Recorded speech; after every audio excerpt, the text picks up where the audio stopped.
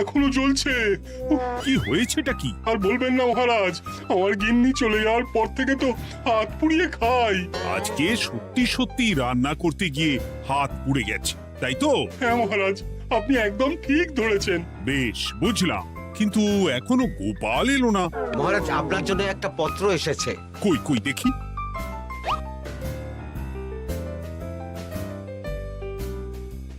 ঠিক আছে, তুমি এখন এসো। কিসের পত্র মহারাজ? দাঁড়াও, আগে গোপাল আসুক, তারপর বলছি। এই তো চলে এসেছি মহারাজ। দেখুন, আজকেও দেরি। আপনি কিছু গোপালকে বলেন না বলে লাই পেয়ে পেয়ে গোপাল আপনার মাথার উপরে উঠে গেছে। আমার নাম কি চুল নাকি যে মাথার উপরে উঠবো? আপনিও পারেন বটে। আমার নিজেরটাকেই চুল নেই। বাদ দাও, শোনো, আমি একটা নিমন্ত্রণ পত্র পেয়েছি। পাহাড়পুর রাজ্যের জমিদার বল্লভ নারায়ণ আমাকে নিমন্ত্রণ করেছেন। এ তো বেশ সুসংবাদ মহারাজ। পাহাড়পুর অপূর্ব সুন্দর রাজ্য, আপনি ঘুরে আসুন মহারাজ। না না না না না, আমি একা যাব না, তোমাকেও যে যেতে হবে। আজ বিকেলেই বেরোবো, তুমি জামা কাপড় গুছিয়ে রেখো। এ আমার পরম সৌভাগ্য মহারাজ। এ কি মহারাজ, গোপাল কেন যাবে? আমি কি দোষ করেছি? আমাকেও নিয়ে চলুন। না না না, তুমি রাজ্যের মন্ত্রী, আমি বেশ কিছুদিন থাকবো না, তাই রাজ্যটা তোমাকেই সামলাতে হবে। আচ্ছা আচ্ছা, আপনি তো রানীমাকেও নিয়ে যেতে পারতেন। আমি কোথায় কাকে নিয়ে যাব সেটা আমার একান্তই ব্যক্তিগত ব্যাপার। তুমি বেশি বোঝাতে এসো না মন্ত্রী। বেশ।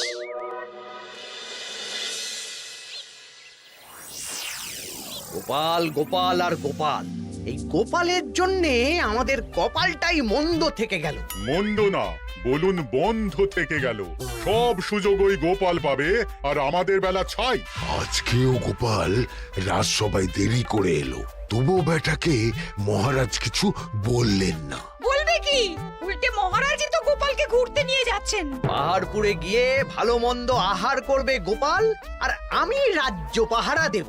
হ্যাঁ, ঘেন্না ধরে গেল এই জীবনে। গোপাল যতদিন আছে ততদিন কিন্তু আমরা ওই ফুলে ফেপে উঠতে পারবো না। গোপালের যেন 7 খুন মাফ। আমরা তো বানের জলে ভেসে এসেছি। আপনি তো গোপালকে তাড়ানোর অনেক চেষ্টা করেছেন, কিন্তু কিছুতেই কিছু হয়নি। হবে কি করে? গোপালের একে ওই ক্ষুরোধার বুদ্ধি, তারপর মহারাজের উপর অগাধ বিশ্বাস, দুটো মিলেমিশে এক হয়ে গেছে। মাঝে মাঝে তো মনে হয় বেটাকে মেরেই ফেলি। আমার দু চক্ষের বিষ।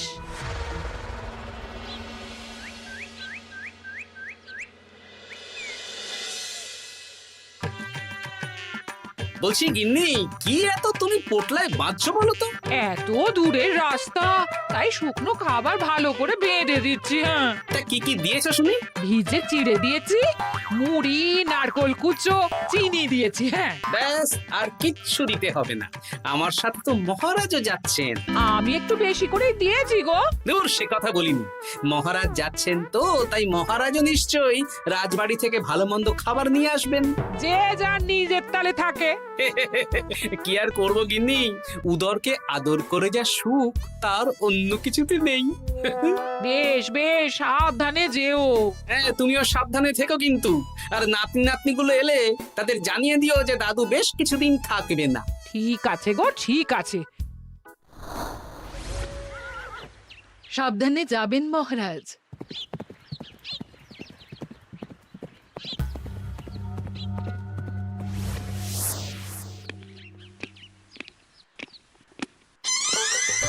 তুমি হুটহাট করে কোথায় চলে যাও বলো তো? আমি বিকেলে তোমার জন্য মুচমুচে বেগুনি ভেজেছি। সে ঠিক আছে, কিন্তু তোমাকে এখন রান্নাঘরে থাকলে হবে না গিন্নি। ও মা, রাতের খাবার কে করবে শুনি? আমি তো এখন একটু একটু রান্না শিখে গেছি। এখন তোমাকে অন্য কাজ করতে হবে।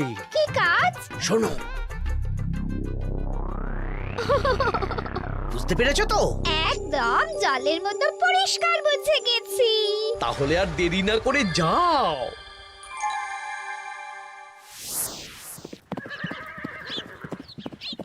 মহারাজ একটা কথা বলতে পারি? বলো গোপাল। আমরা পাহাড়পুর জমিদার বাড়িতে যাচ্ছি কেন? তুমি তো জানো আমাদের সেনাপতি এখন একা একাই নিজের সংসার সামলায়। হ্যাঁ, ওই ঘটনার পর থেকে তো সেনাপতির জন্য ভালো পাত্রীও পাওয়া যায়নি। পাহাড়পুরের জমিদার বল্লভ নারায়ণের একমাত্র কন্যা এখন বিবাহযোগ্যা, তাই আমি আর তুমি দেখতে যাচ্ছি। সেনাপতিকেও সাথে নিয়ে গেলে হতো। না, আগে আমরা যাব, মেয়েটা কেমন সেটা বিচার বিবেচনা করে ফিরে আসবো। তারপর যদি সেনাপতি রাজি হয় তখন আমরা বাকি ব্যবস্থার দিকে এগোবো, তাই তো? একদম তাই। আর তোমার যে ভালো মানুষ চেনার ক্ষমতা আমার জানা আর কেউ নেই, সেই জন্যই তো তোমাকে নিয়ে এলাম। এ আমার পরম সৌভাগ্য মহারাজ।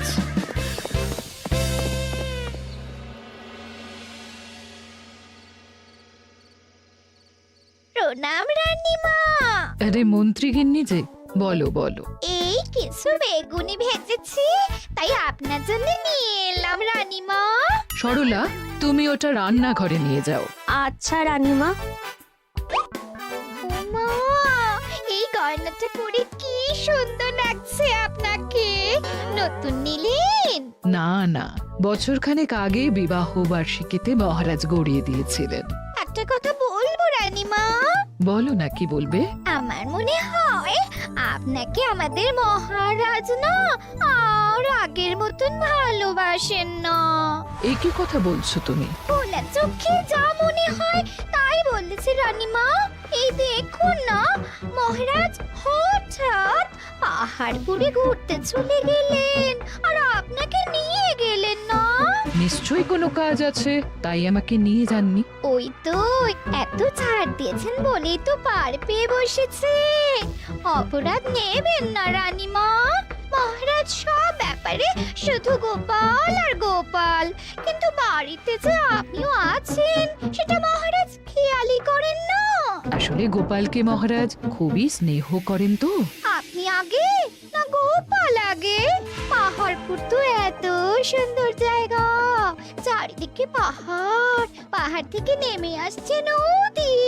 ভাবুন আপনাকে মহারাজ নিয়ে যেতেন যদি। সত্যি তো, আমাকে তো মহারাজ নিয়ে গেলেন না। নিয়ে যাবেই বা কেন?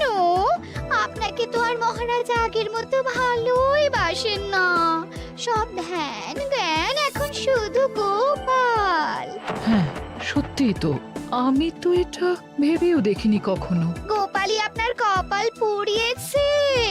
আসছে রানীমা।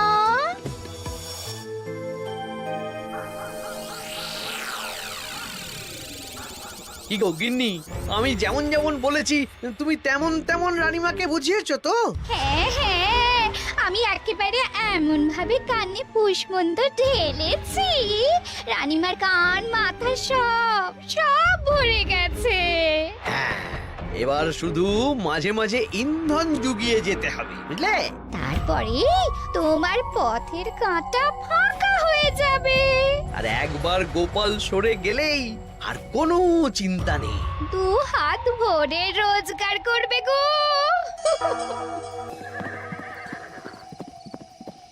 কি কেমন লাগছে যাত্রা? বেশ ভালোই মহারাজ।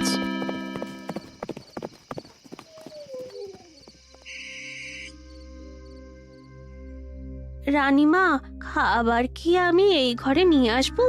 না, আজ আমি কিচ্ছু খাবো না, কিচ্ছু না, খিদে নেই, যাও। এ কি রানীমা, আপনি তো সেই দুপুরের পর কিছুই খাননি। তোমাকে একবার কিছু বললে তুমি বুঝতে পারো না?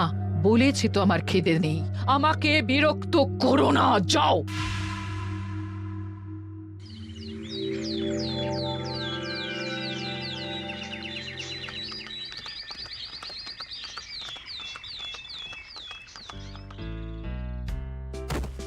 আসুন মহারাজ কৃষ্ণচন্দ্র, আসুন আসুন আসুন।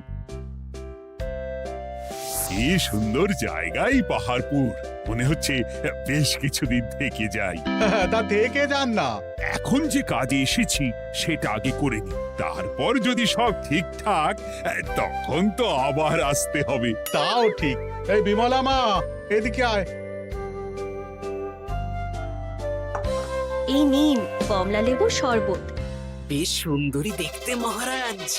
নিজের মেয়ে বলে বলছি না, বিমলা সব কাজ নিজের হাতে করে। বাড়িতে পাঁচটা দাসী আছে, তাদের কাজই করতে দেয় না। বাহ বাহ বাহ, ভালোই তো। আপনার মেয়েকে তো বেশ লক্ষ্মীমন্ত দেখতে।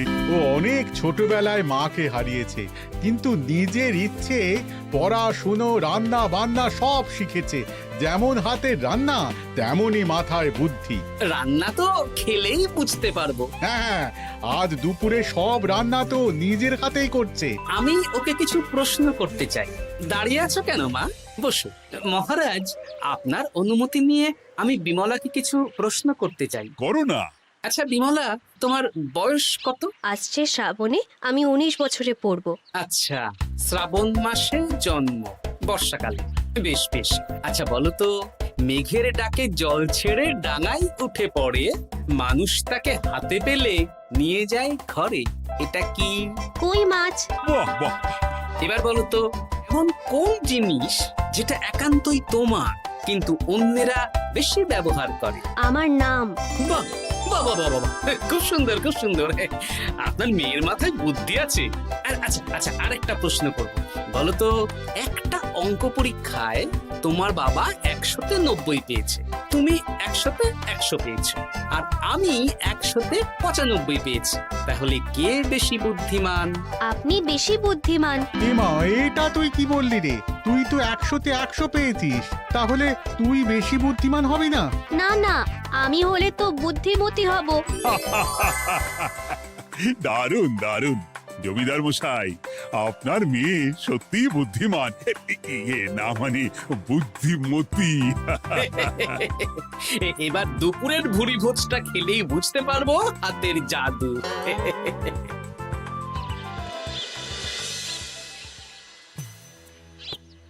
রানীমা, বেলা হয়ে গেছে, এভাবে না খেয়ে থাকবেন না, আপনার শরীর খারাপ করবে। তোমাদের মহারাজ আসুক, তারপরে খাবো। যতদূর জানি মহারাজ আগামীকাল সকালে ফিরবেন। বেশ, আমাকে একটু শরবত করে এনে দাও, আর কিছু খাবো না। আচ্ছা রানীমা। বুঝলি, আজ পুকুর ঘাটে গিয়ে যা শুনলাম না। কি শুনলে? রানীমা গতকাল বিকেল থেকে কিচ্ছু খাচ্ছেন না, মহারাজের ওপর রাগ করে। এখন রানীমার রাগ, এরপর ভাগ গোপাল ভাগ।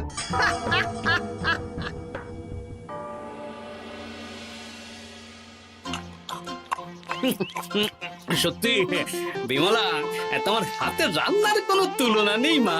আমাদের সেনাপতি তাহলে আর হাত পুড়িয়ে রান্না করবে না বলছো? সে যদি কর্তাগিন্নিতে রাগারাগি হয় তখন। মা আমার লজ্জা পেয়েছে। তা আপনাদের কোনো আপত্তি নেই তো? কি যে বলেন, আপনার রাজ্যের সেনাপতি বলে কথা। বলছি, বিমলাকে তো আমাদের সেনাপতি দেখলো না, তাহলে? বিমলার একটা তৈলচিত্র আছে, আমি আপনাকে বরং সেটা দেব, আপনি ওনাকে গিয়ে দেখাবেন। সেই ভালো হবে, আমাদের খুব পছন্দ হয়েছে। তাহলে সেনাপতি রাজি হলে আমরা বিবাহের তারিখ চিঠিতে জানিয়ে দেব। আচ্ছা মহারাজ।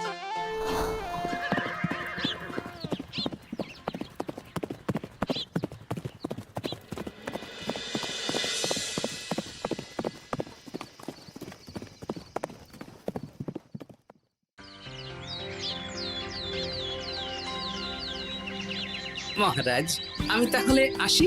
যাওয়ার পথে আমি সেনাপতির সাথে কথা বলে নেব। হ্যাঁ হ্যাঁ গোপাল, এসো।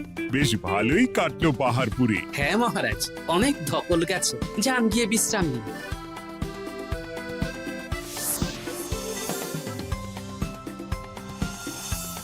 কি সেনাপতি, পছন্দ তো? হ্যাঁ, খুব পছন্দ হয়েছে গোপাল। তোমার চোখ তো দেখছি একেবারে জহুরের চোখ।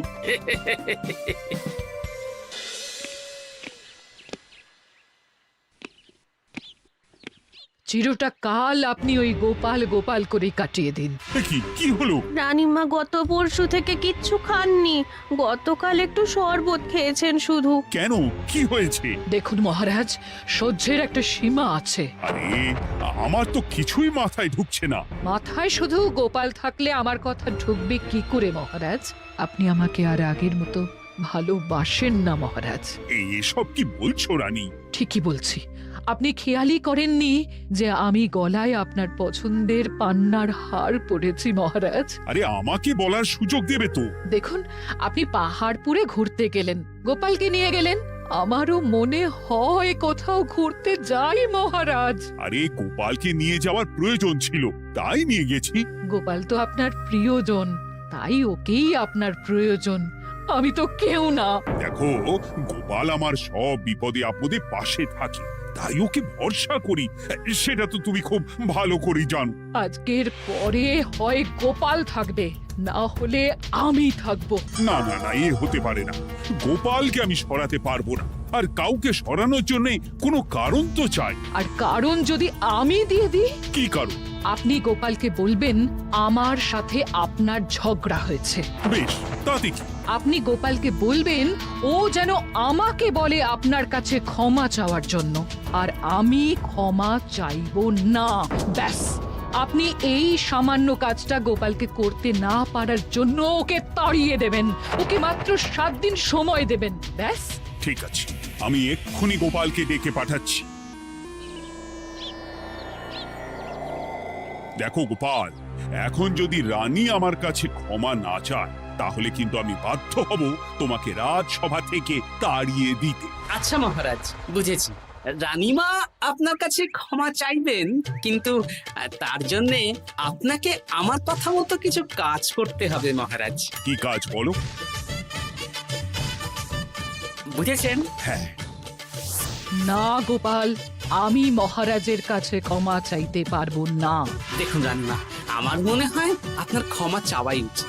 পুরুষ মানুষের মন বলে কথা, যদি বেশি দিন আপনি মহারাজের সাথে এরকম তিক্ত সম্পর্ক রাখেন, তাহলে কিন্তু মহারাজের মন অন্যদিকেও চলে যেতে পারে। এমনিতেও কি গোপাল? কিছু না রানীমা, শুধু এটুকু জেনে রাখুন, রাজবাড়ির মাঠে বাঁশ বাঁধা হবে। মানে কেন?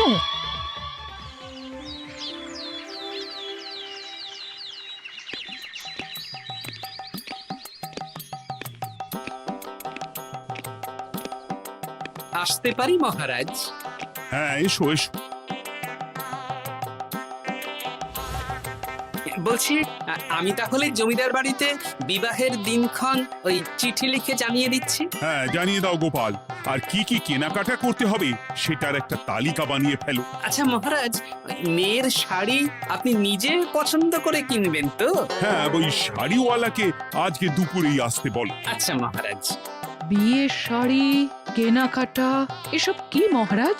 সেসব বলা যাবে না রানী, সময় হলে জানতেই পারবে।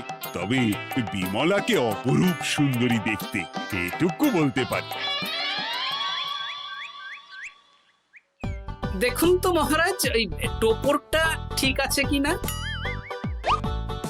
একদম ঠিক আছে, খুব সুন্দর। শাড়িওয়ালা এক্ষুনি আসছে। আসছি মহারাজ। এসো এসো। তার জন্য শাড়ি লাগবে মহারাজ? রানীমার জন্য? না না, বিমলার জন্য। বিমলাকে? এক অপরূপা তরুণী, বুদ্ধিমতীও আছে, ধীর স্থির, ঝগড়া করে না। বেশ, অনেক হয়েছে মহারাজ। দোহাই আপনার, আপনি দ্বিতীয় বিয়ে করবেন না। আমি ক্ষমা চাইছি। কি বলছো রানী? আমি বুঝতে পেরেছি, আমি আপনাকে গোপালের নামে 2-4 কথা শুনিয়েছি বলে আপনি বিয়ে করতে চলেছেন। আমি আর রাগারাগি করব না, আমাকে ক্ষমা করুন। ব্যাস, রানীমা ক্ষমা চেয়ে নিয়েছেন, মানে আমার চাকরিটা থাকছে। হ্যাঁ গোপাল, হ্যাঁ, দোহাই তোমার, মহারাজকে বিপথে চালিত করো না। আরে ধুর, আমি বিয়ে করছি নাকি? বিয়ে তো হবে সেনাপতির। ওর জন্যই তো পাত্রী দেখতে পাহাড়পুরে গেছিলাম, গোপাল আর আমি। তার মানে মন্ত্রীর বউ আমাকে ভুল বোঝালো? আবার মন্ত্রীর কোনো ষড়যন্ত্র হবে, ওকে না নিয়ে গিয়ে গোপালকে নিয়ে গেলাম বলে। সেনাপতির বিয়ের আগেই আপনি মন্ত্রী মশাইকে ধোলাইটা দিয়ে দিন। ঠিক বলেছ রানী, তুমি বরং শাড়ি পছন্দ করো, আর আমি চললাম মন্ত্রীকে ধোলাই দিতে।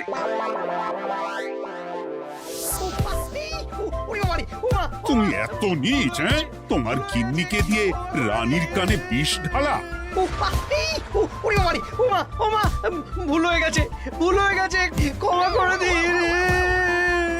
এখন মন্ত্রীমশাই ভ্যাঁ করছেন, কদিন পরে সেনাপতির বিয়েতে প্যাঁ হবে ছাদনা তলায়।